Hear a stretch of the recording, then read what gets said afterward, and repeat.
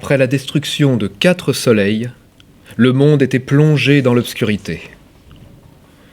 Les dieux avaient pris soin de toute l'humanité. Ils s'assuraient qu'elle ne mourrait ni de faim, ni de soif.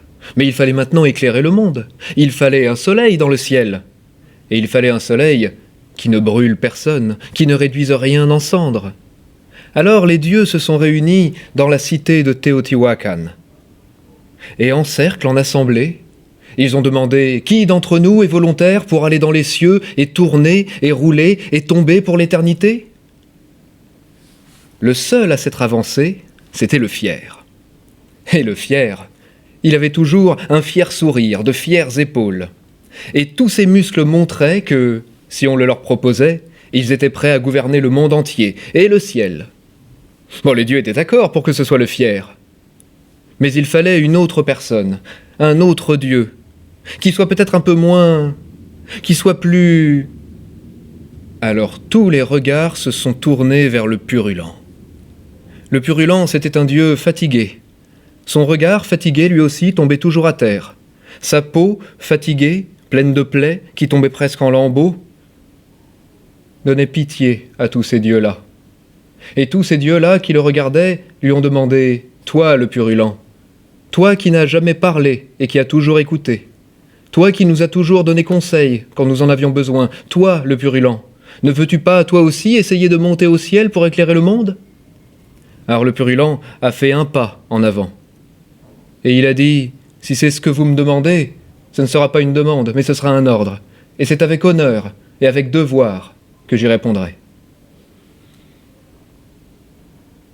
Au milieu de la cité des dieux, les dieux ont fait brûler un brasier. De chaque côté du brasier, la terre a tremblé, et 2 montagnes se sont élevées. Et les 2 candidats sont montés chacun au sommet de chacune. Il a été convenu que les 2 volontaires allaient veiller, allaient jeûner. Il était convenu qu'ils allaient prier et qu'ils allaient faire leurs offrandes. Le fier, lui, le fier, les offrandes du fier. Il fallait voir. C'était des plumes d'oiseaux rares. C'était des boules en or. C'était de petits bijoux de jade, incrustés de corail. Et c'était aussi de l'encens qui montait vers le ciel et qui préparait sa route. Et le purulent, lui, il était si pauvre qu'il n'a pu apporter que des fagots de paille. Il a fait brûler sa peau morte en guise d'encens. Il n'a pu apporter aussi que quelques épines d'agave tachées de son sang. Et pendant 4 jours, ils ont jeûné, ils ont veillé, ils ont fait pénitence. Vers minuit, au 4e jour, les dieux les ont rejoints. Pour les habiller de leur habit cérémoniel, ils allaient être jetés dans le grand brasier, et du feu de la terre irait lancer le feu de l'air et du ciel. On a habillé le fier avec de grandes étoffes, très précieuses, et on a habillé le purulent avec du papier, du simple papier. Et puis on leur a demandé chacun de se jeter dans le brasier. Alors le fier, il a pris son élan, il a couru vers le brasier, il a fait sortir par ses muscles toute sa fierté, tout son courage, mais les flammes étaient trop hautes, la chaleur était trop forte, et ça consumait son courage, alors il a reculé. Il a reculé, et reculé, et reculé encore, plus d'élan encore il a pris, et il a couru vers le brasier, mais les flammes étaient encore trop hautes, et la chaleur encore trop puissante, et sa fierté, son courage se consumaient. Alors il a évité les flammes. Une 3e fois, il a reculé, une 3e fois, il a couru, et une 3e fois, il a échoué. Alors on s'est tourné vers le purulent. Et toi qui ne parles pas mais qui écoutes, sauteras-tu d'un seul saut et d'un même saut ? C'était un devoir, c'était un honneur. Alors le purulent, d'un seul saut et d'une seule course, a sauté dans les flammes. Encouragé par ce qu'avait fait le purulent qui n'avait jamais parlé, alors le fier lui aussi a couru et il a sauté. Alors une aube s'est levée. Une aube s'est levée, mais de tous les côtés.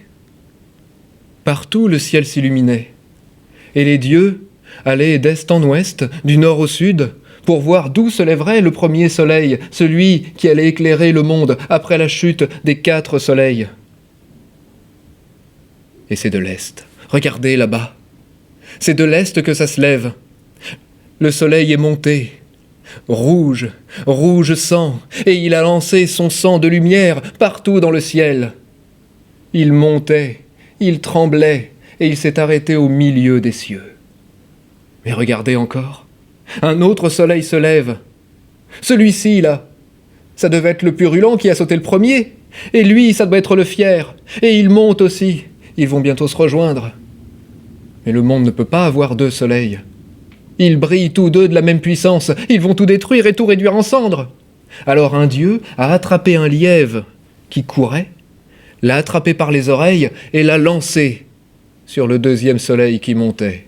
Le lièvre s'est accroché au visage du fier, lui a arraché de la lumière, l'a avalé, et c'est pour ça qu'encore aujourd'hui, sur la lune, on peut voir le lièvre assis sur la face du fier. Enfin le soleil et la lune étaient dans les cieux. Mais ils ne tournaient pas. Ils étaient comme morts, ils ne tombaient pas, ils ne roulaient pas. Comment faire pour leur tracer une route? Comment faire pour lancer dans le ciel des sillons éternels, pour qu'ils tournent, et pour qu'ils tombent, et pour qu'ils roulent? Alors le dieu serpent, méthodiquement, est allé chercher les pulsations du monde là où elles étaient, dans le cœur des dieux. Toutes les poitrines ont été ouvertes, tous les cœurs ont été arrachés, et par le sang qui coulait sur la terre vers le brasier, le ciel s'est animé. Et encore aujourd'hui, il tourne, il tombe, il roule, le soleil et la lune. Il tourne, il tombe, il roule, et il tombe, et il tourne, et il roule, et pour l'éternité.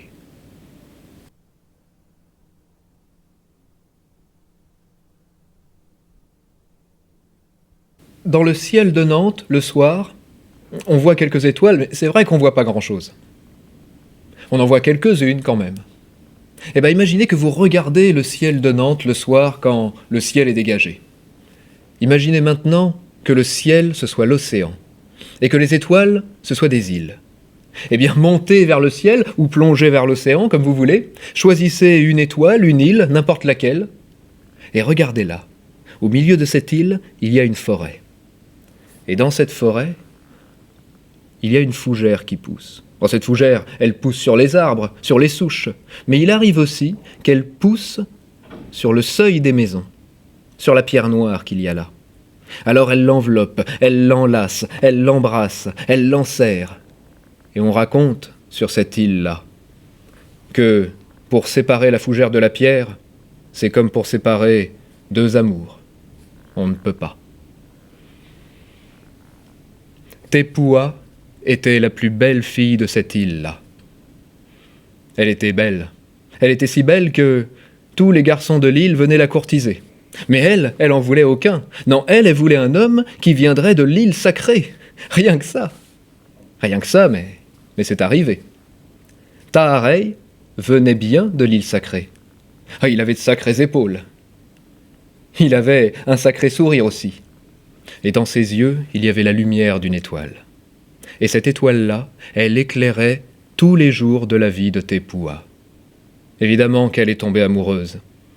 Elle est tombée amoureuse de la lumière de l'étoile de ses yeux.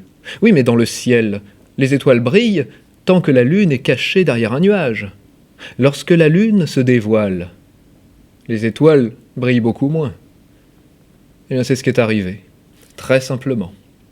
Très simplement, un nuage a plané à côté de la lune, et la lune est arrivée.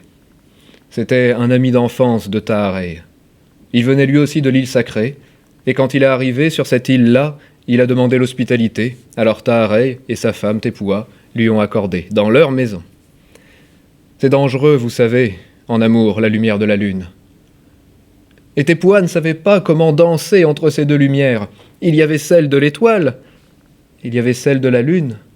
Alors elle a trouvé les bons gestes pour être auprès de son mari, tout en regardant la lumière de la lune.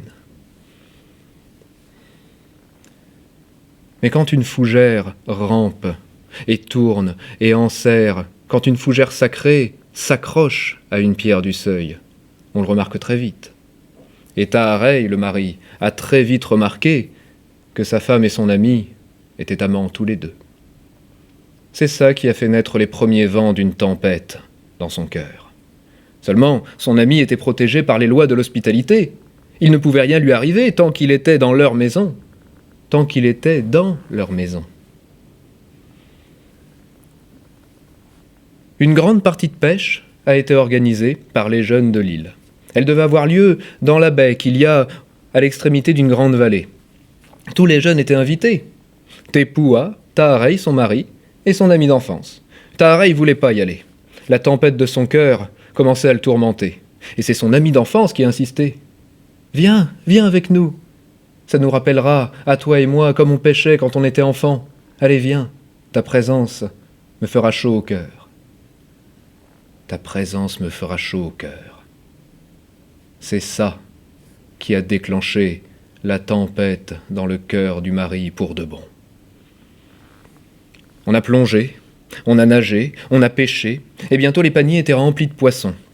Alors les femmes sont allées cueillir des feuilles sèches, pour y mettre le poisson dans des petits sacs et les faire cuire à la pierre du feu. Et en allant rejoindre les autres femmes, Tepua a entendu son mari dire à son amant « Allez, cette fois, toi, viens avec moi. On va aller chercher des bananes. On ne peut pas manger de si beaux poissons sans bananes. Allez, viens, on sera vite revenus. » Et elle a vu ces deux hommes partir dans les bois. Alors que le feu était allumé, Tepua a vu revenir son mari. Et il l'a vu revenir seul. « Ton ami n'est pas avec toi ?»« Comment pas avec moi? Mais je croyais qu'il était avec vous. Je l'ai vu attraper un régime de bananes et puis revenir vers la baie. Il était pas loin devant moi. Il devrait pas tarder à arriver. » Et puis Taharey a pris 2 feuilles sèches et il est allé à l'écart des regards pour faire un petit paquet qu'il a posé sur une pierre à l'écart des autres. L'odeur du poisson remplissait la baie. Et cette odeur-là, quand on l'a dans le nez, ça veut dire qu'on peut commencer à manger. On ne sait pas qui a souri pour la première fois. Vous savez, un sourire, c'est contagieux. Il en suffit d'un et puis ensuite, les visages s'illuminent, les uns après les autres, comme les étoiles du ciel. Elle souriait aussi, Tepua, mais son cœur était inquiet. Et puis son mari s'est approché d'elle avec le petit paquet qu'il avait fait cuire. « Tiens, mange, c'est une nourriture chère à ton cœur. » Lorsqu'elle a touché ce qu'il y avait entre les feuilles sèches, Tepua a bien compris que ça ne pouvait pas être du poisson. Et c'est quand elle a goûté que ses doigts ont lâché ce qu'elle avait mangé. Ça avait le goût d'un amour inquiet, et ça avait l'odeur du crime. Alors son mari lui a murmuré « Il est avec ton Dieu maintenant. Il a rejoint les racines de la fougère sacrée qui vous a enlacé, qui vous a étreint. Je ne pouvais pas vous séparer. Alors je l'ai envoyé avec ton Dieu. Il est là, maintenant, où tout a commencé. Viens, ça me réchauffera le cœur, qu'il a dit. Tant mieux, car son cœur, déjà chaud, a été plus rapide à cuire. » Et Taharey est partie en hurlant de rire dans les bois. Mais Tepua, elle est partie dans les bois aussi, mais dans l'autre sens. Elle a couru jusqu'à sa maison et elle l'a vue sur la pierre du seuil, où la fougère avait déjà fait son empire. La poitrine était ouverte, le sang, déjà sec, souillait la pierre, et Tepua a commencé à pleurer. Ses yeux ont pleuré pendant 2 jours, et pendant 2 jours, pendant que ses yeux pleuraient, elle a pris le cadavre de son amour et elle l'a posé sur son dos, sur ses épaules, et elle a pleuré. Au bout de 2 jours, on l'a trouvée là, presque morte d'épuisement. On lui a dit qu'il fallait maintenant poser le corps de son amant, pour que ses parents puissent le veiller, eux aussi. Les derniers mots de Tepua, ça a été un très ancien poème dans la langue de ses ancêtres, sur des fougères, sur une pierre noire, et sur un amour qu'on ne peut pas déchirer. Sur cette île, là, cette île qui ressemble à une étoile. On raconte que dans la forêt, certains soirs, on peut entendre rire et pleurer. Certains disent que ce sont les rires de fous du mari criminel. D'autres disent que ce sont les sanglots de Tepua sur le cadavre de son amant. Mais les plus anciens, eux, ils racontent que c'est le long et douloureux sanglot du seul amour qu'on a réussi à séparer sur cette île.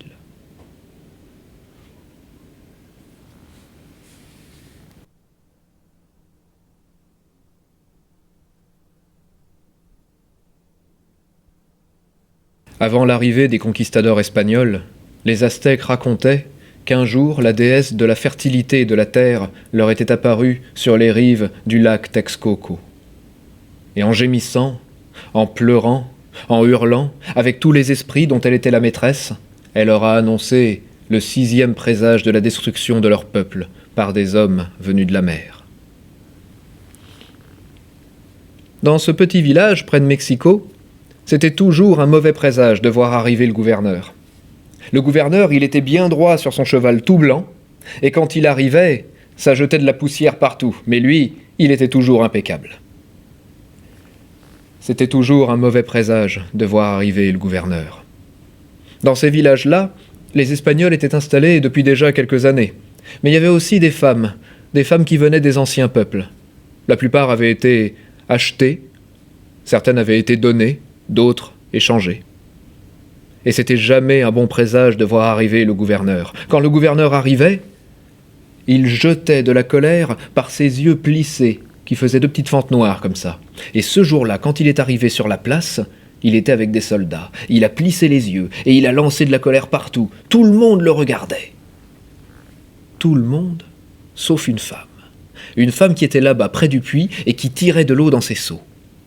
On a appris après que, si le gouverneur était là, c'est parce qu'il y avait eu des vols de bétail pas loin d'ici, et que les voleurs avaient dû passer par là.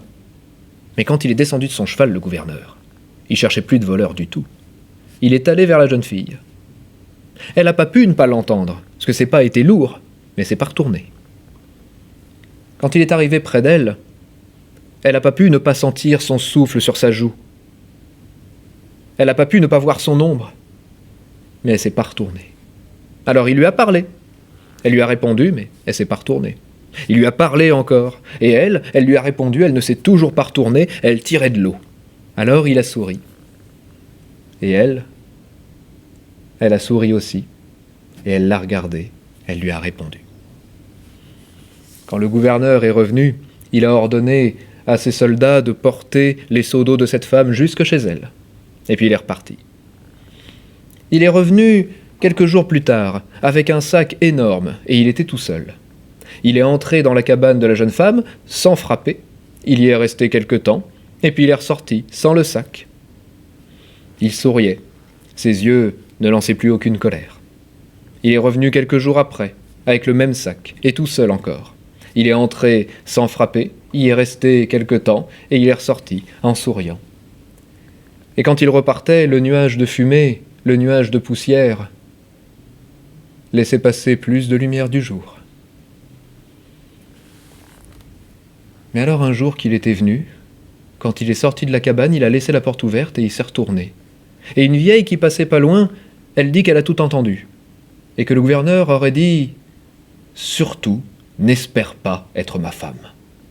Ce n'est pas parce que je te nourris que tu seras ma femme. Je suis un gouverneur. Je ne peux pas épouser une enfant sauvage. Tant que je viendrai te voir, tu seras en sécurité et tu ne manqueras de rien. Mais n'espère jamais être mon épouse légitime. » Et quand il est parti, ses yeux lançaient de la colère. Et le nuage de poussière est redevenu opaque et dense. Dans un village, un peu plus haut sur les reliefs, il y avait eu une révolte. Trop d'impôts. Et puis trop d'injustice aussi. Et puis trop de décisions de la part du gouverneur qui ne le regardait pas, enfin. Il y avait eu une révolte, quoi. Le gouverneur, il a monté une armée de brutes, et il a mis fin à tout ça très rapidement. Mais pour lui, il fallait faire un exemple. Alors il a ordonné qu'on empoisonne la source d'eau qui abreuve ce village-là. Ce qu'il ignorait, le gouverneur. Parce que le gouverneur, il n'a jamais regardé la terre, il a toujours regardé la surface de la terre, mais jamais dans la terre. Ce qu'il ignorait, le gouverneur, parce qu'il n'avait jamais rien demandé aux hommes, sans les menacer, ce qu'il ignorait, le gouverneur, c'est que c'était la même source qui abreuvait le village des révoltés et le village de son amante. Ainsi, le lendemain matin, quand on a vu son amante sortir de la cabane, aller vers le puits pour boire une louche d'eau fraîche, on a vu qu'elle avait le ventre bombé de 2 enfants qu'elle attendait. Les jours ont passé. Le poison avait tué les plus faibles et affaibli les plus forts. Alors les gens ne buvaient plus. Ceux qui buvaient tombaient malades et ceux qui attendaient s'assoiffaient. Et quand le gouverneur est arrivé avec de l'eau potable, il a été accueilli en héros, en sauveur. Les Espagnols, comme les sauvages, le respectaient encore plus. Alors lui, il prenait même plus le temps d'entrer dans la cabane de la jeune fille. Il la prenait dans ses bras devant tout le monde et il l'embrassait, en passant sa main sur le ventre de son amante. Les semaines ont passé, les mois aussi. Et un soir, on est allé chercher l'accoucheuse du village. On est allé la chercher en courant, parce que l'accouchement allait être difficile. La jeune femme pleurait beaucoup, hurlait beaucoup, se lamentait beaucoup. Quand le gouverneur est arrivé, ses 2 fils étaient venus au monde. C'étaient 2 enfants, 2 jeunes petits bébés, mais ça aurait pu être aussi des croissants de lune, tant ils étaient pâles. Et puis leurs yeux, ça aurait pu être des étoiles, mais des étoiles blanches et aveugles. Et puis leur bouche, ça aurait pu être des fruits, mais des fruits verdâtres, moisis par le poison. Les 2 petits étaient morts à la naissance, et leur mère, elle pleurait, elle hurlait, elle se lamentait. Le gouverneur a fait sortir tout le monde, et il a dit « Qu'est-ce que tu es? Toi qui as été enfanté par les sauvages, qu'est-ce que tu es? Une sorcière, hein? Tu as empoisonné mes fils. Et tu m'empoisonneras aussi, hein? C'est ce que tu veux? Tu veux me faire payer lentement à moi ce que mon peuple aurait fait au tien? Tu ne le feras pas, la sorcière. Je vais ordonner à mes hommes de jeter tes ordures dans la rivière, et toi je ne reviendrai jamais te voir. Tu dépériras, la sorcière, et toute ta sorcellerie dépérira avec toi. » Et elle hurlait. Elle pleurait, elle se lamentait dans la langue de ses ancêtres. Elle disait que ses 2 enfants devaient être enterrés sur les rives du lac Texcoco, car même empoisonnés par eux, elle serait la déesse de la terre, vous comprenez, la déesse de la fertilité. Elle saurait lui donner toute la force pour faire renaître ses enfants. Mais lui, il comprenait pas, il entendait pas. Il a fait un signe à ses soldats. Ils ont chacun pris un enfant par le pied, et puis ils sont montés sur leurs chevaux, ils sont partis vers la rivière. Et elle a couru derrière, en pleurant, en hurlant, en se lamentant. Quand elle est arrivée à la rivière, ses 2 enfants avaient déjà été jetés dedans. Alors elle a plongé, et elle a cherché, et même sous l'eau, elle a hurlé, elle a pleuré, elle s'est lamentée. Alors quand elle est sortie de la rivière, avec un collier de vase autour du cou, et avec des papillons qui venaient se poser dans la fraîcheur de ses cheveux trempés, elle ne savait pas si elle était encore en vie, ou si elle était morte noyée. Mais elle a continué à chercher, et elle s'est lamentée, et elle a pleuré, et elle a hurlé. Et les années ont passé. Sa cabane est tombée en ruine. Le gouverneur est mort. Mais elle, on l'a jamais revue. Mais on n'a jamais su non plus si elle était morte ou en vie. Parce que les anciens racontent que sur les rives de la rivière qui se jette dans le lac, parfois on peut encore voir la Llorona, la pleureuse, qui flotte au-dessus des ondes et qui pleure et qui se lamente et qui crie en cherchant ses enfants. Parfois, quand il y a du brouillard, elle suit les brumes jusqu'au village. Elle arrive sur la grande place, elle va au puits, elle regarde à l'intérieur, elle crie, elle fait résonner ses pleurs, et puis elle regarde vers l'est. Et puis elle s'en va, et elle retourne au lac et à la rivière, à la recherche de ses 2 petits morts.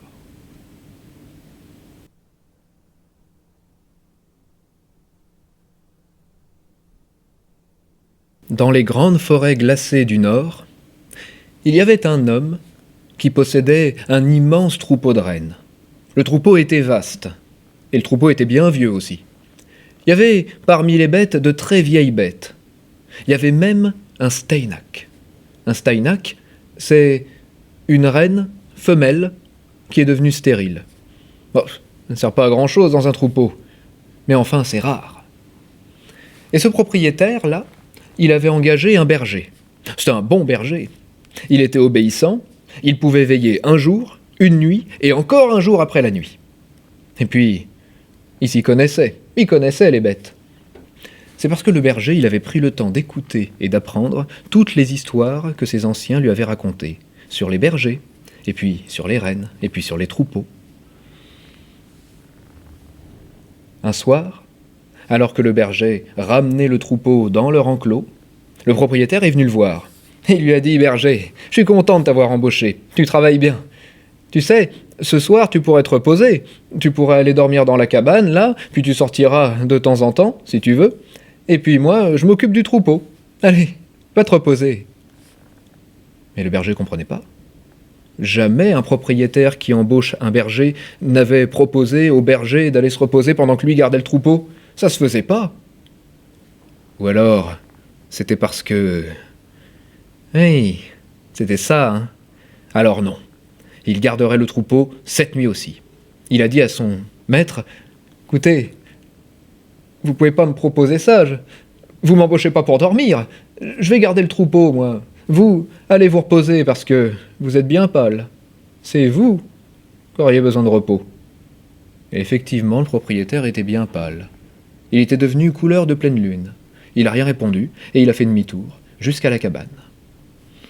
Alors le berger, il a emmené le troupeau dans une petite clairière qu'il y avait dans les bois pas très loin d'ici.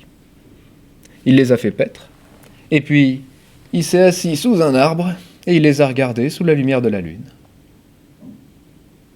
Mais soudain, le steinak a levé la tête, et puis elle a bramé de sa vieille voix fanée et fatiguée.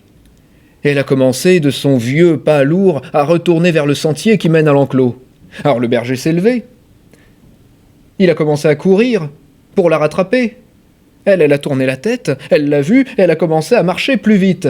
Mais lui, il l'a rattrapée, il l'a saisie par le col, et il l'a ramenée auprès des autres rennes. Mais à peine était-elle arrivée qu'elle a bramé et hurlé encore, et qu'elle a fait demi-tour, et qu'elle est retournée sur le sentier. Le berger, il l'a attrapée par le col, il savait très bien pourquoi elle faisait ça. Et il avait raison, il était en train de se passer quelque chose de terrible à l'enclos. Il a fait faire demi-tour au steinak. Et revenu parmi les siens, le steinak a encore bramé, et puis elle est retournée vers le sentier des bêtes. Mais c'était trop tard, elle le savait bien. Quand elle a levé la tête, c'était terminé. Alors elle a baissé le regard vers le sol, et elle est retournée paître avec les autres. Elle n'est pas morte. Propriétaire, en revanche, on l'a retrouvée immobilisée par la mort, juste à la barrière de l'enclos. Pour comprendre cette histoire, il faut avoir écouté les anciennes légendes que les vieux lapons ont racontées à ce berger. Là-haut, dans les vieilles forêts du Nord, quand on est avide, on peut faire un pacte avec un esprit, avec un être qu'on ne voit pas. Il vous assure la prospérité et la richesse pour tout votre troupeau, et la vieillesse aussi. Mais à une date convenue, il faut retrouver cet être invisible à la barrière de l'enclos et lui donner son âme. C'est pour ça que le mauvais propriétaire avait demandé au berger d'aller dormir pendant que lui garderait son troupeau. Il s'attendait à ce que le berger sorte de la cabane au moment où l'esprit l'appellerait, mais c'est pour ça aussi que le steinak voulait retourner à l'enclos. D'après ces vieilles légendes-là, un steinak, ça peut donner son âme à la place de celle de son maître.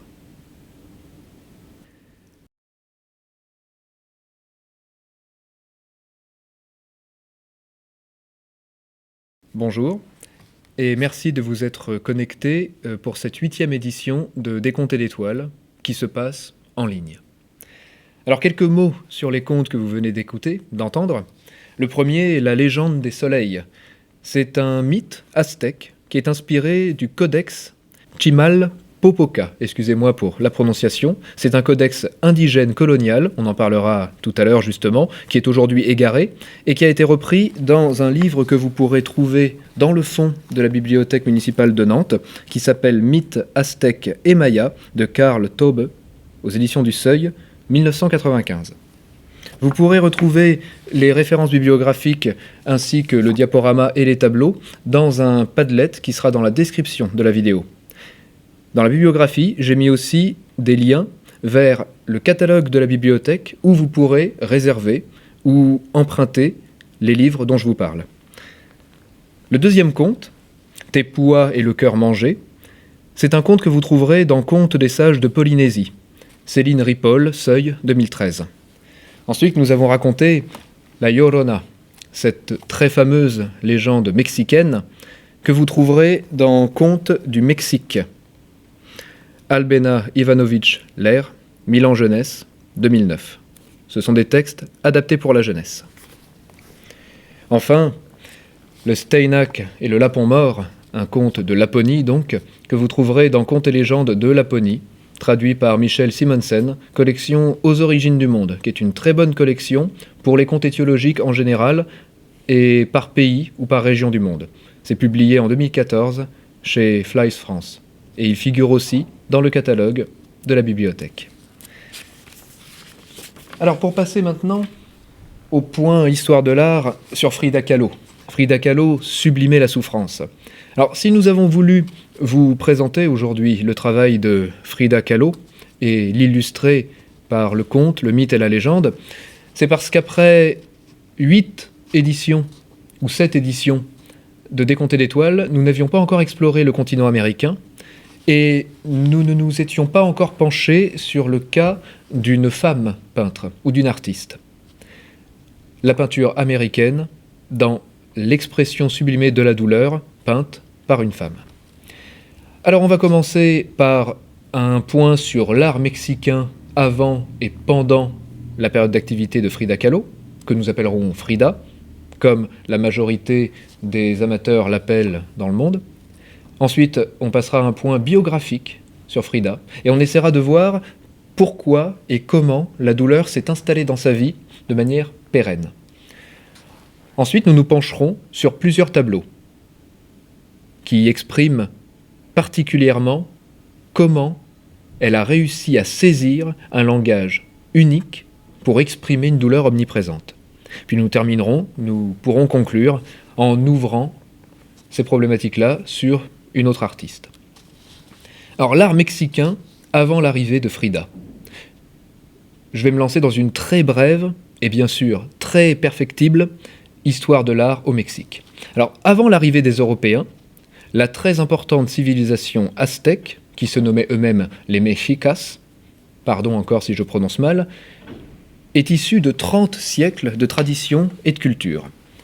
Par un jeu d'alliance entre plusieurs tribus, l'empire aztèque a réussi à s'étendre dans ce qui est aujourd'hui le sud du Mexique.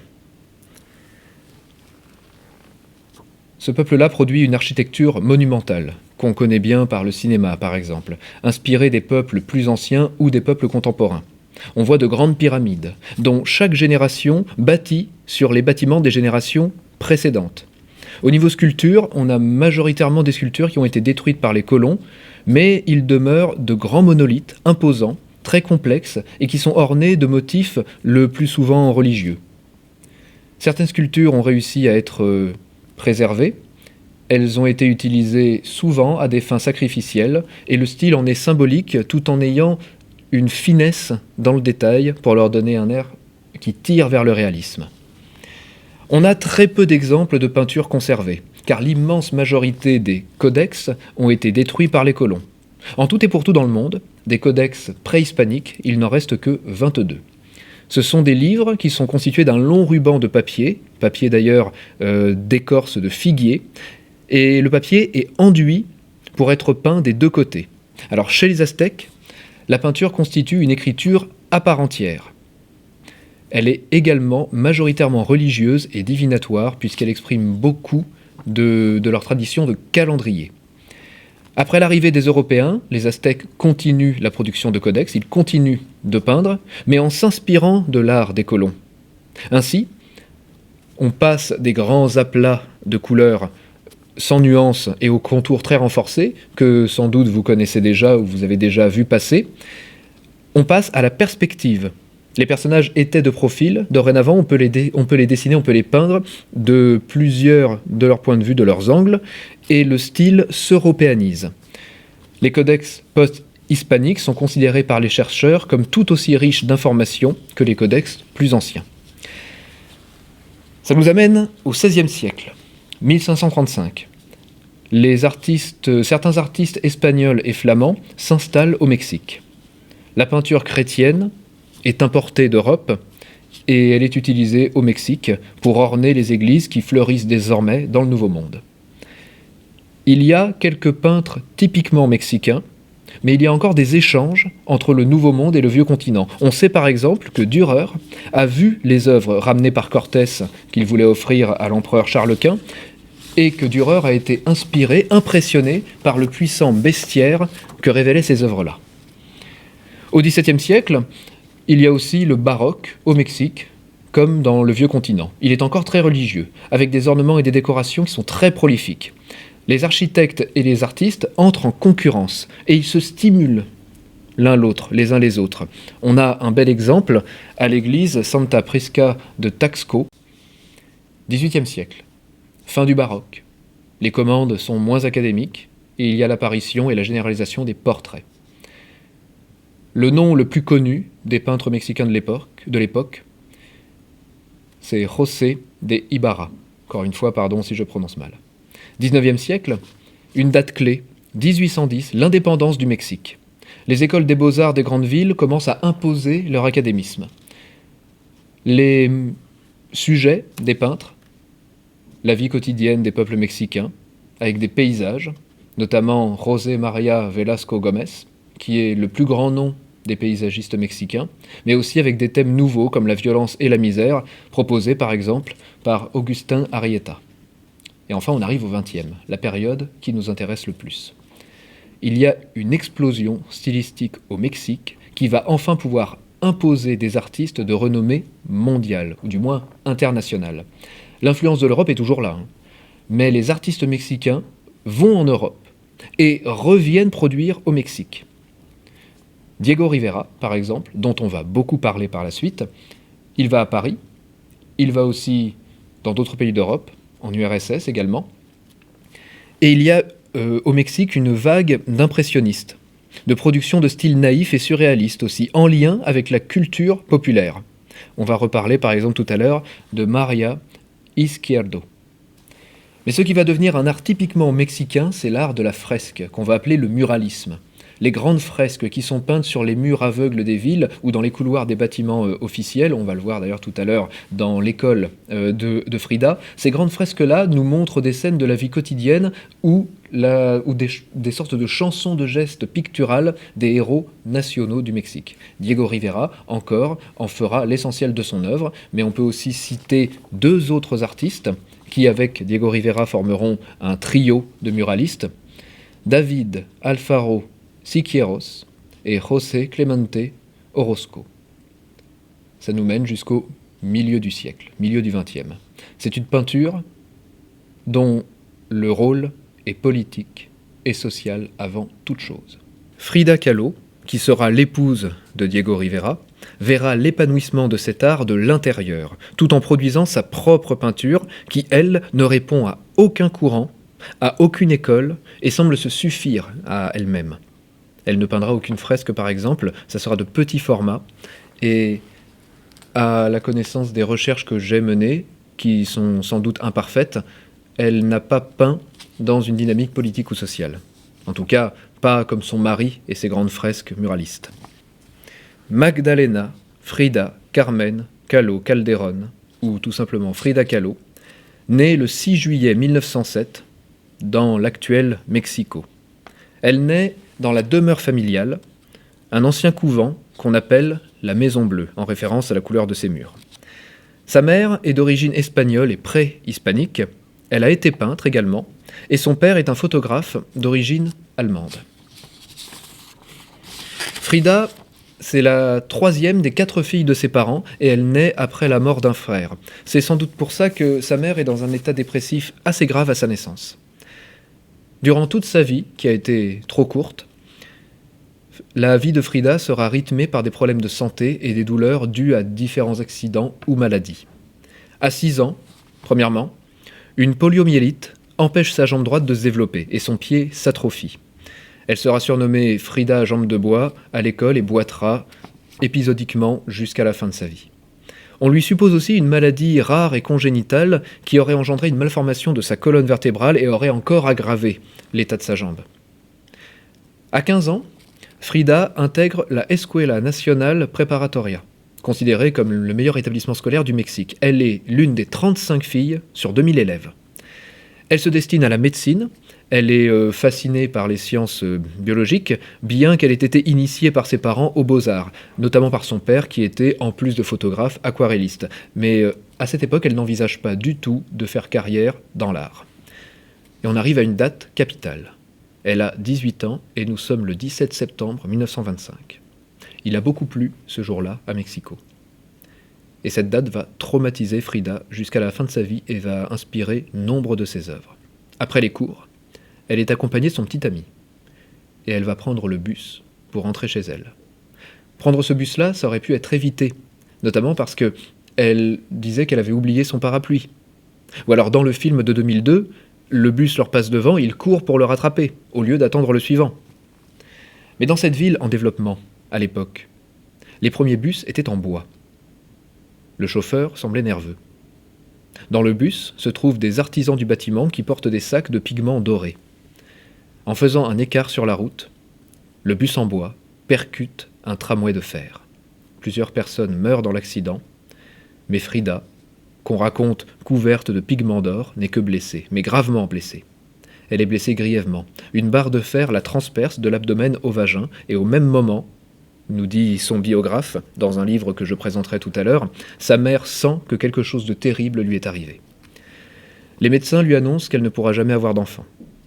Ses nombreuses factures l'immobilisent 1 mois à l'hôpital et 2 mois chez elle, dans la chambre de la Maison Bleue, chez ses parents. Elle subit de nombreuses opérations chirurgicales, dont certaines sont très dangereuses, et la précarité financière de sa famille empêche des diagnostics précis et rapides. Ce n'est que tardivement qu'on remarquera que sa colonne vertébrale est elle aussi atteinte, en plusieurs endroits. Frida portera pendant des mois des corsets de plâtre. 1 an après l'accident, pour rendre plus supportables les longs mois d'immobilité, sa mère lui offre un chevalet adapté à la peinture allongé, et elle dresse un miroir au-dessus du lit de sa fille. Pierre Clavillier, dans sa biographie, écrit « Septembre 1926 marque l'entrée en peinture de Frida. Simultanément, sa santé, qui s'était améliorée depuis quelques semaines, s'aggrave. » Cette phrase-là lie à jamais la peinture de Frida et sa souffrance. Elle profite de sa convalescence pour lire énormément sur l'histoire de l'art et sur la peinture. Elle prend ses visiteurs comme modèles, mais surtout elle-même, car, comme elle l'écrira dans son journal, « Je suis le sujet que je connais le mieux ». Elle réussira plusieurs mois plus tard à marcher de nouveau, mais les séquelles de cet accident la suivront toute sa vie. En 1928, alors que ses convictions politiques communistes et son désir de liberté s'affirment, elle fait la rencontre de Diego Rivera, qui est déjà très célèbre. Il est muraliste comme on l'a dit. Diego, il revient de 14 ans en Europe, et il est venu peindre une fresque dans l'auditorium de l'école de Frida. Elle réussit à le convaincre de regarder les toiles qu'elle a peintes pendant sa convalescence, et Rivera est conquis, tant par la peinture que par la peintre elle-même. Il se marie en août 1929, et le père de Frida qualifiera ce mariage de mariage entre une colombe et un éléphant. C'est vrai que leur couple était très atypique.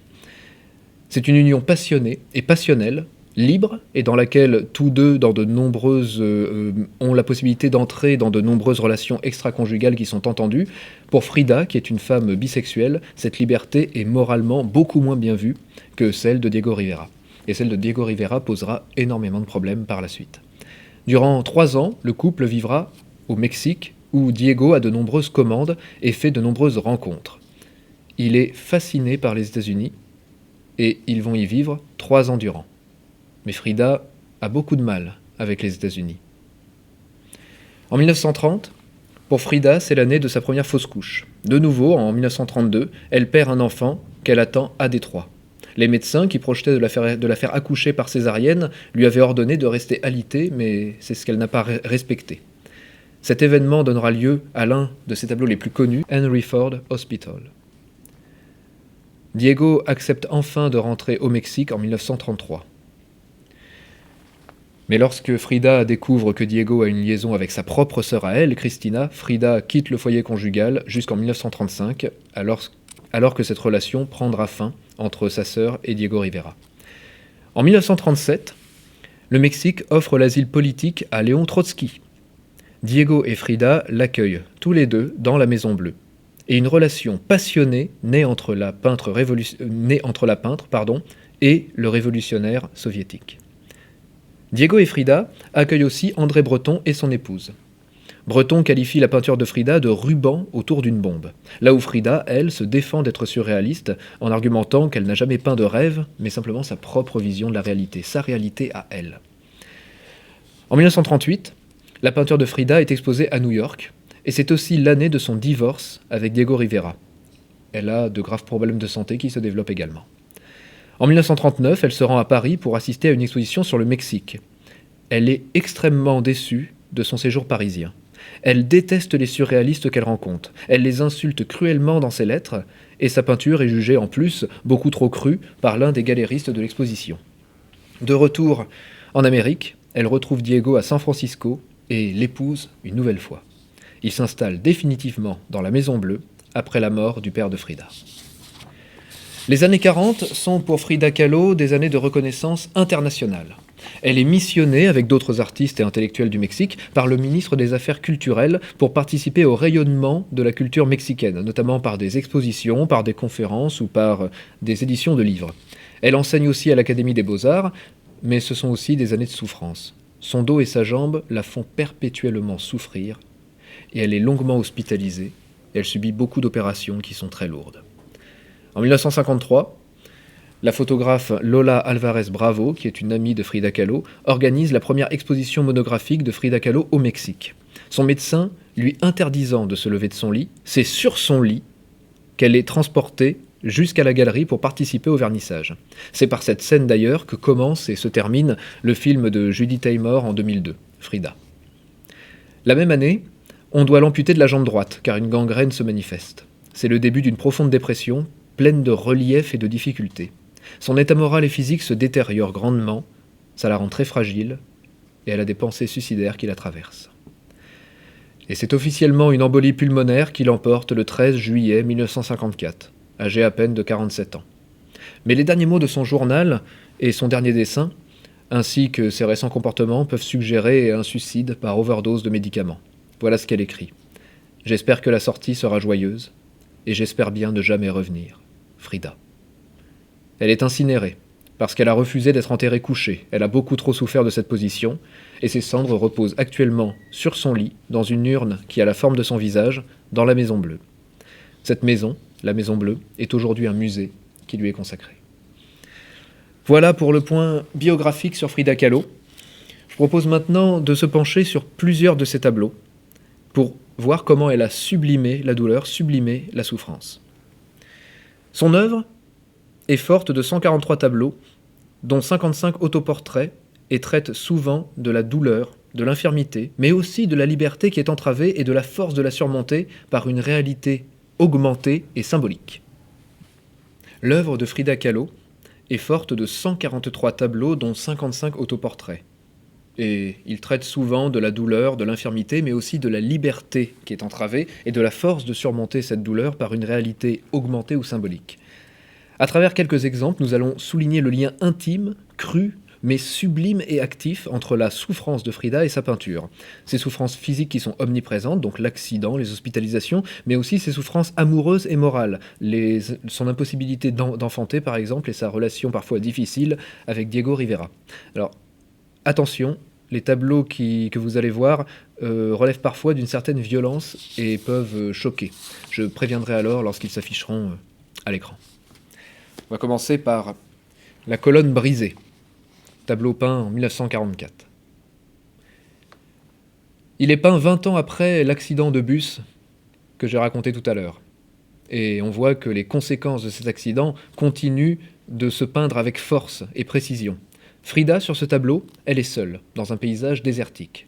Mais sa solitude est double. Sa présence est solitaire, mais dans un paysage fissuré et dénudé, qui symbolise à la fois son isolement et les forces extérieures qui ont impacté sa vie. Comme un tremblement de terre qui pourrait fissurer un paysage. Ça a brisé son corps. La colonne qu'on voit apparaître à travers son corps est brisée, elle est fissurée. Mais elle, la colonne, elle demeure toute droite, comme Frida, et son visage impassible, sur lequel coulent tout de même quelques larmes. Malgré la rupture de son corps en interne, sa sensualité externe reste intacte. Le tissu qui enveloppe la partie inférieure de son corps est saisi dans ses mains. C'est pas un signe de modestie, mais ça reflète plutôt l'iconographie chrétienne avec le linge mortuaire du Christ ressuscité. On remarque que les clous qui sont plantés dans son corps descendent jusqu'à sa jambe droite, et non sur la gauche, ce qui est purement biographique.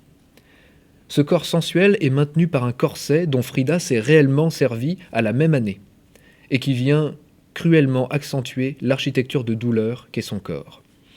Dans une dynamique de sublimation de la douleur, un parallèle peut être établi avec la figure iconographique de Saint Sébastien, ce saint qui a été transpercé par des flèches. C'est le saint patron des soldats qui, d'après son hagiographie, a été attaché à un arbre et criblé de flèches, exécution à laquelle il aurait survécu.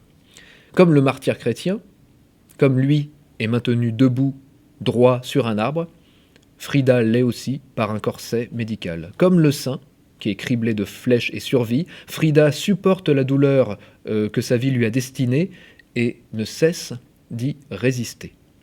De plus, l'éducation chrétienne de Frida Kahlo et sa familiarité avec l'histoire de l'art viennent appuyer ce parallèle. Le travail de Frida a souvent été salué par ses docteurs, parce qu'il possède d'après eux la capacité de représenter la sensation intangible ou intangible à l'époque de douleur chronique. De cette façon, elle devient une martyre pour toutes celles et ceux qui souffrent de ces douleurs-là. Dans sa volonté de dévoiler son âme au spectateur, cela permet une meilleure compréhension de ce que signifie vivre dans une douleur constante et dans une douleur intense, par tous ces clous qui sont plantés sur son corps. Ce corps criblé de douleur se retrouvera peint d'une autre manière 2 ans plus tard dans le prochain tableau, Le cerf blessé, 1946. Sur ce tableau, Frida se peint comme un hybride animal et humain. Elle a le corps d'un cerf, avec des bois qui sortent de son propre visage. C'est son visage qu'elle met à la place de celui du cerf. Le cerf est debout. Ses pattes sont allongées, en action. Sa jambe avant droite est soulevée du sol, comme s'il était blessé ou en mouvement. Mais tout de même, il me semble que l'absence de dynamisme rend l'ensemble du corps du cerf étrangement cadavérique. Quand j'ai vu ce tableau pour la première fois, je n'ai pas trop su si le cerf était debout en train de courir ou s'il était allongé sur le sol et mourant. Dans le corps du cerf, on trouve 9 flèches, créant des blessures et des écoulements de sang. Le cerf est dans une forêt. Il est entouré de 9 arbres et une branche cassée se trouve au premier plan. Seuls les troncs des arbres sont visibles. On ne voit pas les feuillages. Le visage de Frida Kahlo, là encore, est stoïque. Il montre très peu de signes de douleur. Son cou et sa tête sont droits et sont en alerte. On voit qu'il y a une hybridité entre ses oreilles et les oreilles du cerf. En arrière-plan, il y a un grand plan d'eau qui peut être vu à travers les arbres. Le ciel est clair, mais on voit quand même une foudre qui tombe d'un nuage. Et il y a le mot karma, C-A-R-M-A, qui est écrit dans le coin inférieur gauche du tableau, juste après la signature de Frida. La branche coupée peut renvoyer aux traditions mexicaines de poser un rameau sur les tombes. La mortalité du corps est ici représentée par un hommage et par une sacralité. Les bois sont ceux d'un cerf qui est donc un cerf mâle. Kahlo se représente hermaphrodite, ce qui peut renvoyer aux souffrances dues à l'inacceptation de sa bisexualité par sa mère, ainsi que des éléments caractéristiques humains et animaux dans l'hybridité qu'elle veut dynamiser dans ce tableau. Cette forme hybride est souvent expliquée par l'influence de l'artiste sur les idées et les traditions précolombiennes, qui soutiennent la croyance que le pied droit est représenté par un cerf. Dans le système de croyance des Aztèques, dans leur divination calendaire, les jours étaient représentés par des symboles et des nombres qui, de préférence, seraient causés par le grand nombre de branches d'arbres, renverraient à ce grand nombre de branches.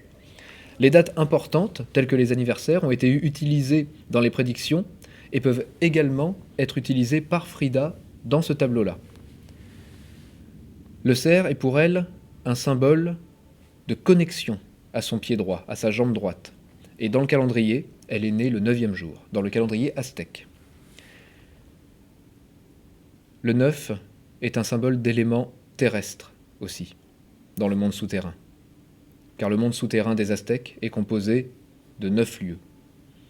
Il peut aussi être vu par le nombre d'arbres qu'il y a sur le côté gauche, qui révèle l'océan qu'il y a derrière. Donc il y a une dynamique de liberté qui part de ce nombre-là vers un océan. Vers un océan où tombe la foudre qui tombe librement. Quant à la signification du mot karma, dans le coin inférieur gauche du tableau, c'est plutôt controversé. On y verrait une espèce de syncrétisme entre des croyances chrétiennes, précolombiennes et de l'Inde orientale. On peut passer au tableau suivant, 1935, 10 ans auparavant, quelques petites coupures. En 1934, Frida réalise que Diego entretient une liaison avec sa sœur. Certains spécialistes pensent qu'au-delà de l'humour noir que recèle ce tableau, qui est en fait adapté d'un fait divers, c'est une œuvre qui met en scène le malheur de Frida et la jalousie de Frida. Elle évoque un fait divers. Un homme ivre a, à cette époque, assassiné sa femme de rage en la poignardant plusieurs fois avant d'être arrêté. Devant le juge, il aurait déclaré qu'il n'avait rien fait à sa femme que de lui infliger quelques petites piqûres. L'artiste a peint une femme nue et ensanglantée, les yeux entr'ouverts, avec un mince filet de sang qui ruisselle de sa bouche. Son assassin se tient à côté du lit, le couteau toujours en main. Le mur rose, immaculé, et le lambris bleu contrastent avec le reste de la pièce qui est complètement couverte de sang. Et dans la partie supérieure de la peinture, un phylactère est porté par une colombe blanche, surnom que lui donnait son père, à Frida, et une hirondelle noire, à quoi on comparait souvent son monosourcil. Afin de souligner l'aspect dramatique de cette peinture, Frida a opté pour un cadre en bois lisse, dans lequel elle a creusé des trous et qu'elle a éclaboussé de peinture rouge sang. En plus de nous rendre témoins de la douleur d'une femme tuée par un mari jaloux, Frida tente de faire déborder cette rage et cette jalousie dans la réalité en la sortant du cadre. Le corps de la souffrante ou de la morte est encore ici criblé de coupures. On a la preuve par ces toiles, les deux dernières dont je viens de parler et celle-ci, que les douleurs de Frida étaient omniprésentes et engageaient toute sa chair. Un dernier tableau que je souhaitais vous montrer, 1938, ce que l'eau m'a dit, ou ce que l'eau m'a donné. Tableau purement autobiographique. Avec ce tableau, Frida réfléchit sur sa vie. Elle a libéré son inconscient et elle juxtapose les images de son inconscient dans l'eau de son bain. Dans ce tableau, donc, on voit Frida, mais on ne voit que ses jambes, ses pieds. Elle s'est elle-même peinte, précisément allongée dans son bain d'eau grise, en respectant ainsi un certain sens de la tradition de l'autoportrait. Un autoportrait, c'est pas forcément le visage, ça peut être aussi peindre sa jambe, peindre son pied, peindre son coude, peindre sa main. L'eau, de plus, pourrait refléter de manière symbolique le miroir. Le miroir qui était au-dessus de son lit, pourquoi pas. Le tableau fait référence à l'iconographie, à la mythologie et au symbolisme traditionnel et ancien, ainsi qu'à l'érotisme. Dans cette scène, elle a représenté ses jambes. On signale que son pied droit, il est encore ici représenté blessé et immergé dans l'eau. Alors au niveau des références, il y a des références aux œuvres de Frida, notamment on retrouve des portraits de son arbre généalogique qu'elle a elle-même peint, mes grands-parents, mes grands-parents et moi, 1936, des allusions au Jardin des Délices qui doivent vous rappeler quelque chose si vous assistez à Décompter l'étoile depuis longtemps, car ça s'inspire directement de Jérôme Bosch, dans ses croquis et dans ses dessins de faune et de flore hallucinés dans ses peintures. Il y a un gratte-ciel qui brûle à l'intérieur d'un volcan. Il y a aussi un squelette et une baigneuse nue étouffée par des cordes. Le volcan lui-même est la pierre angulaire de cette peinture, car il est le symbole fort que plus jamais elle n'empêchera cette douleur de sortir de son corps. Plus jamais elle ne taira ses sentiments de douleur. Et on peut aussi voir dans L'immeuble qui brûle les relations difficiles avec son mari, Diego Rivera, et les États-Unis, avec les gratte-ciel emblématiques. La plupart de ces douleurs passionnelles et ces douleurs physiques sont dans ce tableau. Des souffrances qu'il n'est plus question de garder pour elle et qu'il faut maintenant sublimer par l'art. Laissons maintenant, avant de conclure, la parole à Frida elle-même, pour expliciter son rapport exutoire à la peinture et la façon dont cet art a exprimé sa vérité indicible et douloureuse. Dans son journal. J'ai commencé à peindre il y a 12 ans. J'étais en convalescence. J'ai travaillé durant toutes ces années avec l'élan spontané de mes sentiments. Je ne suis d'aucune école. Je n'ai jamais revendiqué l'influence de qui que ce soit. De mon travail, je n'ai rien attendu d'autre que la satisfaction de peindre et de dire ce que je ne pouvais exprimer autrement. Et l'année de sa mort, elle écrit « C'est la peinture qui a complété ma vie. J'ai raté 3 grossesses et bien d'autres choses qui auraient pu remplir ma vie exécrable. La peinture a alors pris toute la place. » Pour conclure, sur ce bref, incomplet et sans doute perfectible point histoire de l'art sur Frida Kahlo, on peut dire que Frida est devenue donc après sa mort un symbole national du Mexique, son art reflétant la spécificité culturelle du Mexique et son histoire même très ancienne. Dans un Mexique post-révolutionnaire, c'est exactement ce qui était artistiquement attendu. Un billet de 500 pesos a même été imprimé à l'effigie de Frida Kahlo. Frida, elle a sublimé la souffrance, exprimé sa souffrance à travers beaucoup de symbolique, qui a pu être parfois rapproché du surréalisme, mais qui pour elle était une réalité tangible. Elle est allée chercher ses références dans l'histoire de l'art européenne, mais aussi dans ce qu'il y a de plus ancien chez elle, dans son pays, sur ses terres. Elle est aussi allée chercher ça dans sa biographie. Beaucoup d'autoportraits pour se signifier elle-même souffrante, même en silence. Et même ses peintures sont silencieuses, même ses portraits sont silencieux. Quand on voit son visage qui reste impassible, c'est bien que sa douleur réussit à être outrepassée dans la peinture. Pour ouvrir cet exposé, on peut aborder une autre peintre mexicaine, moins connue, beaucoup moins connue même que Frida, c'est María Izquierdo. Elle est née en 1902 dans un milieu rural empreint de traditions des siècles précédents et elle parvient à s'en émanciper pour produire une peinture.